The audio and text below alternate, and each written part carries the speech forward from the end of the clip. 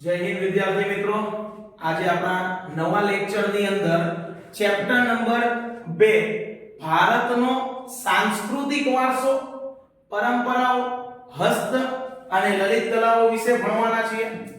સરસ મજાનું ચેપ્ટર છે. ચેપ્ટરની અંદર સૌથી પહેલા વારસો શબ્દ, આના ઉપર આપણે ધ્યાન આપશું કે વારસો કહેવાય કોને? આપણને આપણા પૂર્વજો તરફથી મળેલી અમૂલ્ય ભેટ. આપણે ચેપ્ટર નંબર 1 ની અંદર વારસાનો અભ્યાસ કરેલો છે. આ વારસાના બે પ્રકાર પડે છે. એક ભાગ જે છે એ પ્રાકૃતિક વારસો છે, ત્યારબાદ બીજો વારસો જે છે એ આપણો સાંસ્કૃતિક વારસો જોવા મળે છે. આવી રીતના ટોટલ વારસાના બે પ્રકાર છે. સાંસ્કૃતિક વારસો, તો ચેપ્ટર નંબર 2 ની અંદર આપણે સાંસ્કૃતિક વારસો ભણશું. તો સાંસ્કૃતિક વારસાનો મતલબ અર્થ શું થાય? સાંસ્કૃતિક વારસો એટલે એવો વારસો કે જે માનવ નિર્મિત હોય, જેનું નિર્માણ મનુષ્ય દ્વારા થયું હોય, જેને આપણે માનવ સર્જિત વારસો પણ કહી શકીએ કે જે કોઈ વસ્તુ છે, કોઈ કલા છે, એનું સર્જન મનુષ્ય દ્વારા થયું હોય એને આપણે ભાઈ માનવ નિર્મિત અથવા માનવ સર્જિત વારસો કહી શકીએ છીએ. યાદ રાખવાનું છે. તો આ સાંસ્કૃતિક વારસા અંતર્ગત આપણે પરંપરાઓ, હસ્ત અને લલિત કલાનો અભ્યાસ કરવાનો છે. સર, હસ્તનો મતલબ શું થાય? હસ્ત એટલે કે હાથ વડે કરવામાં આવેલી કલાઓ. ફોર એક્ઝામ્પલ સર, જેમ કે માટીકામ કલા છે, કોઈ મૂર્તિ બનાવવી છે વગેરે હાથ વડે. સર, લલિત કલા વિશે સમજાવો. લલિત કલા વિશે આગળ પણ આપણે ઘણું બધું ઊંડાણપૂર્વક ડીપમાં ભણવાનું છે. પણ લલિત કલા વિશે હું તમને કહું તો એની અંદર તમે નૃત્ય કલાનો સમાવેશ કરી શકો, સંગીત કલાનો સમાવેશ કરી શકો, નાટ્ય કલાનો પણ તમે સમાવેશ કરી શકો લલિત કલાની અંદર. ચેપ્ટરની પ્રસ્તાવના છે. પ્રસ્તાવના એટલી બધી મહત્વની નથી, પરંતુ આની અંદરથી એક હેતુલક્ષી પ્રશ્ન નીકળે છે. 21મી જૂન ને કયા દિવસ તરીકે ઓળખવામાં આવે? વિશ્વ યોગ દિવસ તરીકે ઓળખીએ છીએ. હવે આની અંદર વધારે ડિટેલમાં જોઈએ તો ભારત સમૃદ્ધ સાંસ્કૃતિક વારસો ધરાવતો દેશ છે. આની અંદર ભૌતિક અને જૈવિક વારસાનો સમાવેશ થાય છે.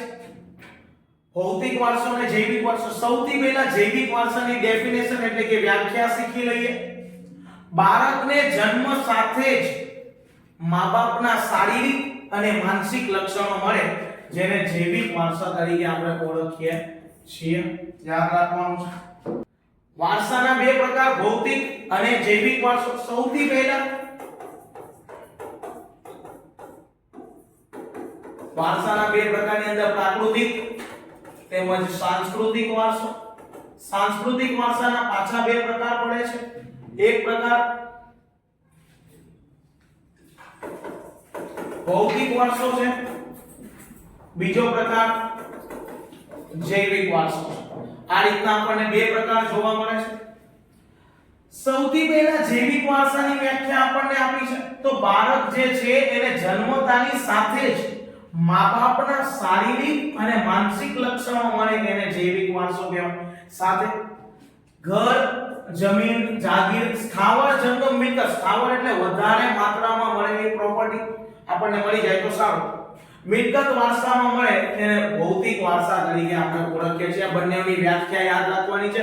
હેતુલક્ષી પ્રશ્નોમાં 1 માર્ક્સના પ્રશ્નો છે એમાં પૂછાઈ શકે.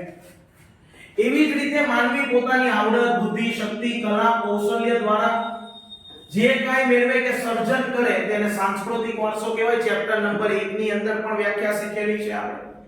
એવી જ રીતના સાંસ્કૃતિક વારસા વિશે બીજી કેટલીક માન્યતાઓ, જેમ કે સમાજ જીવનમાં પૂર્વજો દ્વારા શરૂ કરવામાં આવેલી પરંપરા. સર, પરંપરા કોને કહેવામાં આવે? જેમ કે તમારા પપ્પાએ જે કોઈ કાર્ય કર્યા હતા એ જ પદ્ધતિને, એ જ રીત રિવાજને તમે આગળ વધારો છો. તમારી આવનારી પેઢી એ જ રીત રિવાજને ફોલો કરે છે આગળ. તો એ તમારી ઘરની, તમારા કુટુંબની પરંપરા કહેવાય છે. રૂઢિ, રીત રિવાજ, એક વિશેષ પ્રકારની જે જીવન શૈલી છે, જે લાઈફસ્ટાઈલને આપણે ફોલો કરીએ છીએ, એને પણ સાંસ્કૃતિક વારસા તરીકે ઓળખીએ. આની સિવાય બીજી કેટલીક બાબતો જેવી કે શિક્ષણ, ખેતી, વેપાર, રોજિંદા જીવન માટેના નીતિ નિયમો, ઉત્સવ, મનોરંજન, કલા, કારીગરી, માન્યતાઓ, કૌશલ્યો, એનો સમાવેશ પણ આપણે સાંસ્કૃતિક વારસાની અંદર કરીએ છીએ.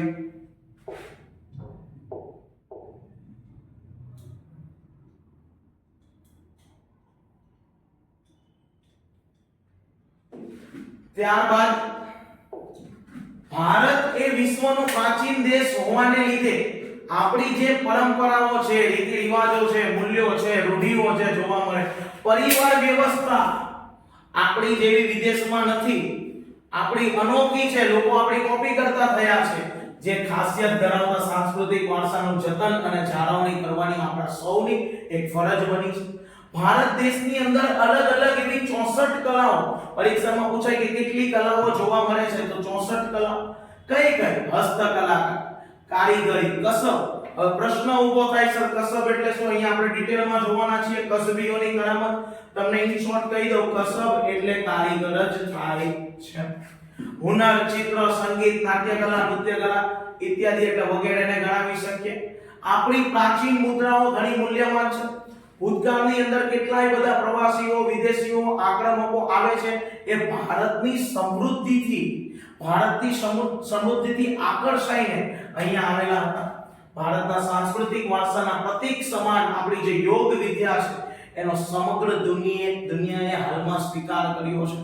એટલા જ માટે તો 21મી જૂનના દિવસને વિશ્વ યોગ દિવસ તરીકે ઓળખવામાં આવે છે. આ ચેપ્ટરની અંદર આપણે અલગ અલગ પ્રકારની કલા કારીગરી વિશેનો અભ્યાસ કરીશું.